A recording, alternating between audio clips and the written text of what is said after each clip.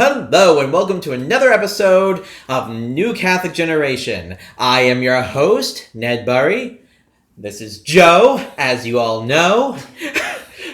And this is not David. Welcome to our second half of our review for Daredevil Season 1. So, Joe, what do you think?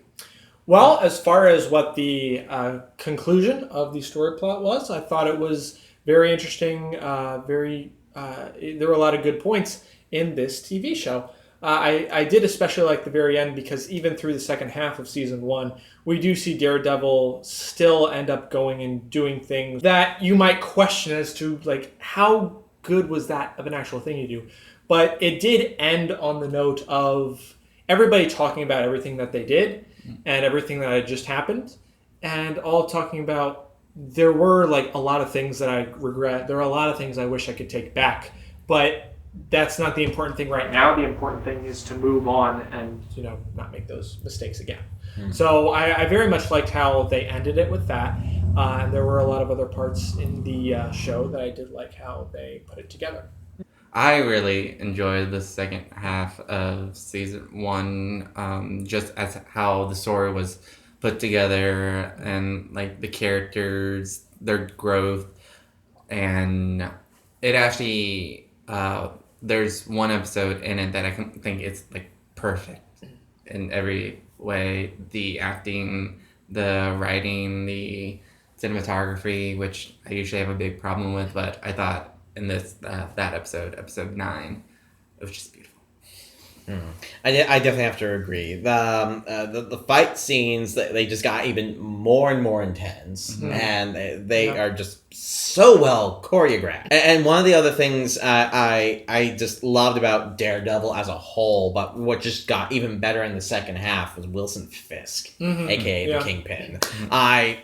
He is literally my favorite Marvel villain. He's extremely well-rounded, well-created, well-acted. He's literally, in my opinion, the perfect Marvel villain. My favorite moment, and this is probably in the entire series, is when Wilson Fisk is finally captured in the final episode, and he's giving the speech about the Good Samaritan, and guys, just to tell you how much I love this speech, there was a class I took in at Franciscan. It was television acting, and our midterm had to be basically we had to pick a monologue from a movie, TV show, anything, which kind of fit someone that we were typecasted with. And I did pick the Joker, but I know, shocker, I know. But I was this close to picking Wilson Fisk from Daredevil and picking this scene. I was so close, and I wanted to get so in character, I actually almost went bald for it. Because I wanted to do it and, get into character for it and everything. Mm-hmm. But yeah, I thought that speech was so good. And that's when you see the actual villain come out, really. Yeah. Mm-hmm. That's actually something I wanted to comment on, too. Something I really appreciate. That is, I feel like they gave a good mix in this villain of... Okay, backtracking a little bit. So, a lot of times, as much as it's good, I think, to have a villain that, they're not, just evil because, they have a past. I feel like Wilson Fisk as a villain is a good mixture of the two in this sense. So, he has a past and he has a reason for how he is and everything. But sometimes we might get so caught up in, that kind of desire for, a villain to have a past type thing that we see all the evil actions they do and say they are completely slaves to the terrible thing that they're doing, and if they really thought that they weren't doing the right thing, then if they knew a little bit different, if they understood things from others' perspectives or something, they maybe wouldn't do it. And for some people that might be true.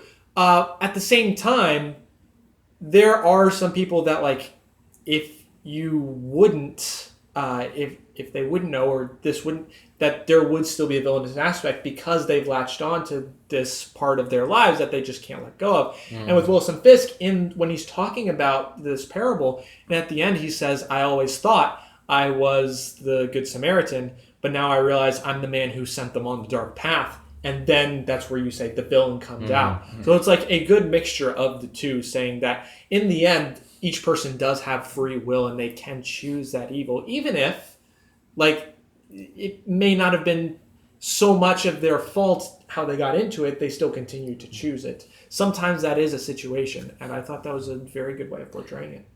Sometimes villains, they sneak up on you, or their actions become so gray, they become like anti-heroes. I'm looking at you, Loki. Yep. And so, like, there was nothing in this, like, series where you were just like, oh, he's actually a pretty nice guy. I do think he was, like, not entirely evil. Like, he was a person who is many grays, as evident with Vanessa. But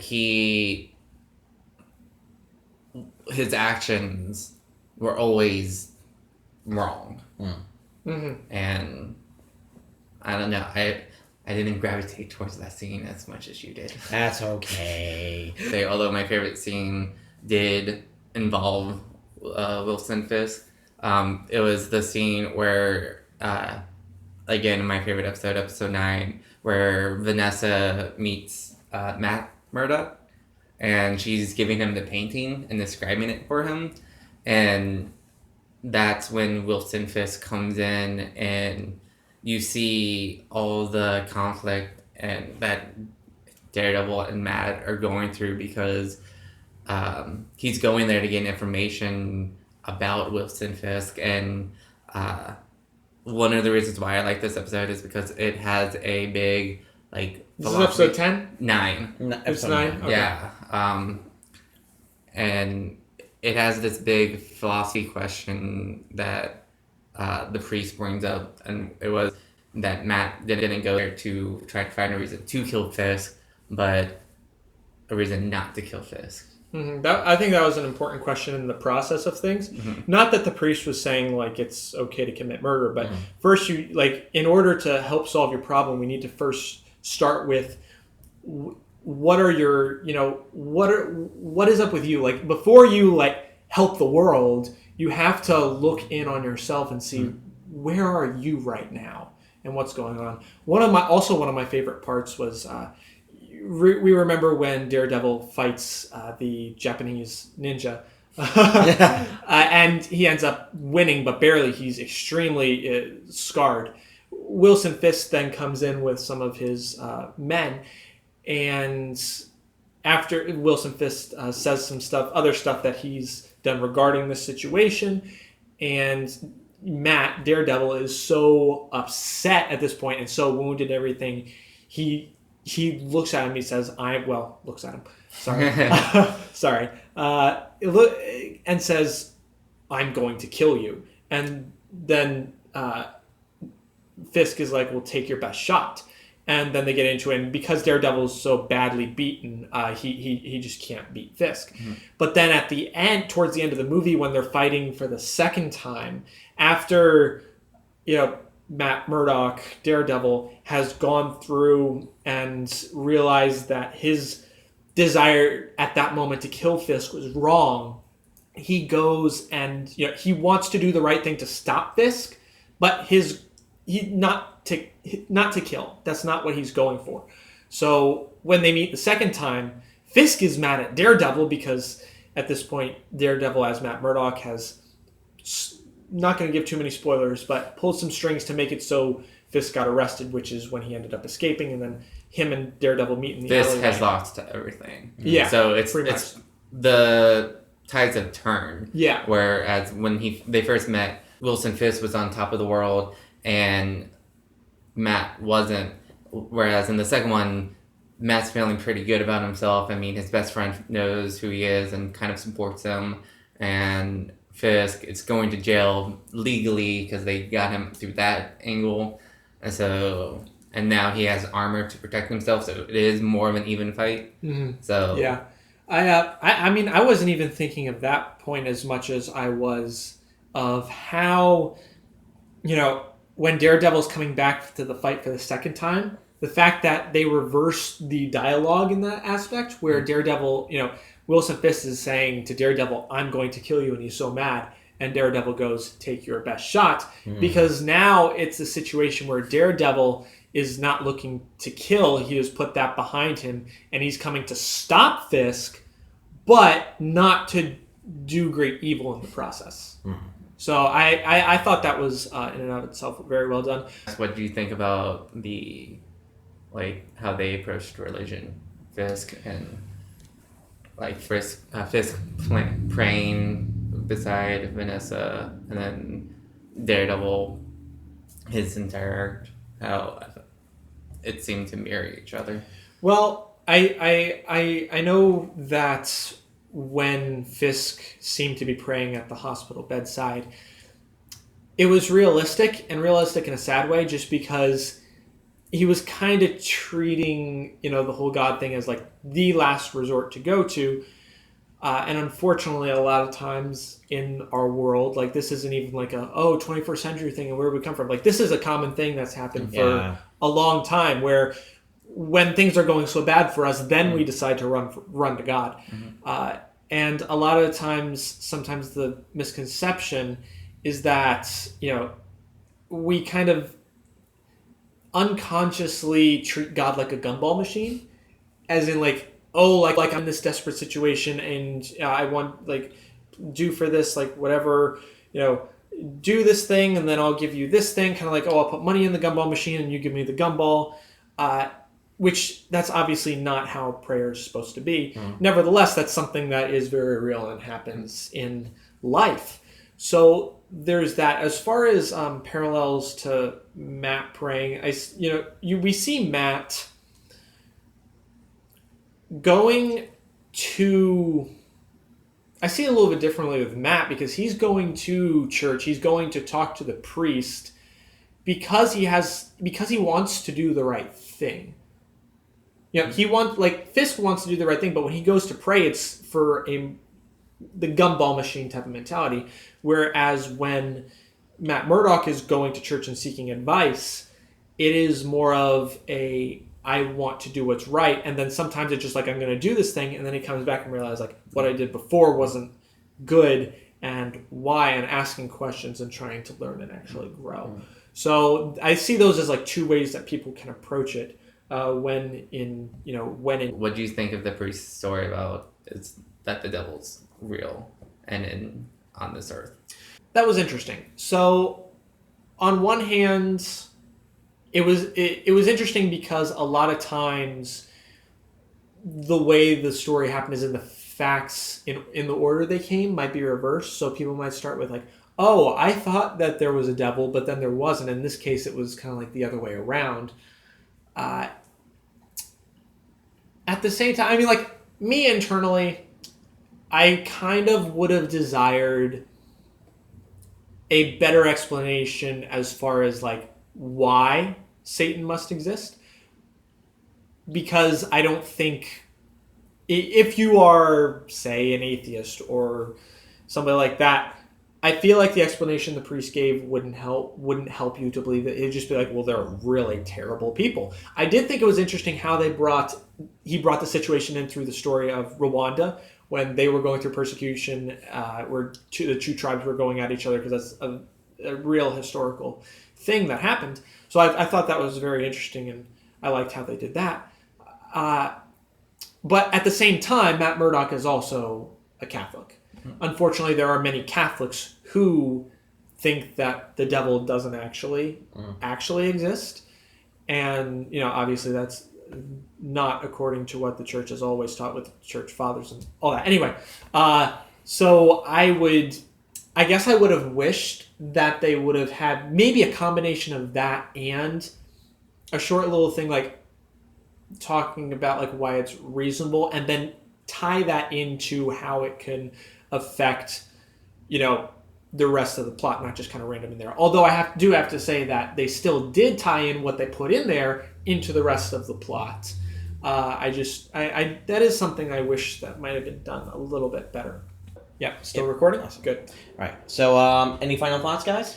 Yeah, so the series as a whole, I do want to say that, especially in episodes, I believe it was 7 and 8, there was a lot more language, particularly in one of those episodes, just because Stick came along. Mm-hmm. And so Matt, who has a very rough relationship with him, the language was more rough. And with language you gotta be careful. And obviously with the show in general, just purely because of the violence, it's not a family show. No. And with the violence on top of stuff like with the violence, it's a matter of like how much can you handle. With the language particularly, I feel like there is a certain limit that you need to have when talking about language in a film. And a lot of times I think this one crossed over a little bit too much. Now, basically, I know a lot of you are like, just because of the track record I have on this channel. In our culture right now, we have a lot of anger and a lot of tension. And, for the past several decades, when language first started to come out and be used so much more in media and increased in such, we've seen a lot of, in that time frame, we've also seen a lot of anger rising. And I'm not, a lot of times when people use anger, it might be tempting to say like, oh, well, they're trying to completely take down everything good and true in this world. You can't really judge the person's intentions just off of that. I think a lot of it is they want to seem more realistic to this world. Yeah. Now, so like on one hand, I don't think it's fair to judge their intentions saying, oh, they mean pure evil. At the same time, I would also say that I still don't agree with it. Especially like when it came to Daredevil, I thought it was one of the most appropriate means of having the swear word. Well, most appropriate, yeah. I use that term very loosely. It was the most appropriate way of having swears because it wasn't over the top, and the times when it was used, it was appropriate. And they also made reference to the fact that it's not necessarily the best thing to do, because I remember that there were a couple times, especially when in front of like Elena, there's a time and place to like be more relaxed with your speaking. Like there was a time where Elena accidentally cussed in front of Karen accidentally cussed in front of Elena, and then she like immediately apologized because she knows that Karen was the least respectful, that Elena did not cuss. Mm-hmm. Yeah, and so kind of like going back to like the fact that it's a real part of life. From an artistic point of view, and I'm not saying like it's okay for it to be in there. Once again, I'm more so talking from like some of the characters' points of view. I definitely related in some ways to Matt Murdock, on being like a servant of the people and that kind of aspect. Because, that's what I do on a daily basis. I help people. And with that in mind, I deal with a lot of those kinds of people who constantly swear and constantly, talk about topics that are not necessarily, appropriate. And Matt himself also deals with a lot of those kinds of people. And on both fronts. On both fronts. Like, people who he's, like, close with, and even people who are, Well, I was thinking more of that being part of his, like, job as a lawyer and then vigilante. Yeah, as a vigilante and as a lawyer. Especially as a vigilante. And sometimes, and one of the things that something that you can learn from the show, from the character of Matt Murdock or Daredevil, is a lot of the stuff that happens in the show, it's real life. You have to deal with it. And when I say you have to deal with it, you have to deal with the cards that are given to you and find out the best hand that you can hand back to them. I definitely understand what you're talking about. At the same time, kind of like just quickly, because we do have to go, but just kind of quickly going into that. That is something unfortunate. Like, it is life, and there are a lot of people that do it, and that's kind of why I think you can't be extremely picky. Right. At the same time, I would also say, like, I feel like very much the reason that so much of this language is because when films started to use language more often, it started to be used even more on a regular basis in our society. Not saying it wasn't used at all before, but it was definitely used before. Especially in media, with something like a film that can capture you and take you mentally to places where people had never dreamed of before. It started off by when these things first started coming. It started like encouraging people to do this more often. So I feel like if we want to change that, like, again, it's not a good idea to do this. But like, this is a really good conversation, guys. Mm-hmm. So like, let us like have a good, decent conversation about it in the comments section, and talk about it, and let us know what you think. Give us your thoughts on like that kind of stuff. Yeah. But yeah, we do have to get going though. I know. I can talk about Daredevil all day. Yeah, same here. But so thank you guys for watching, and we will see you next time. God bless.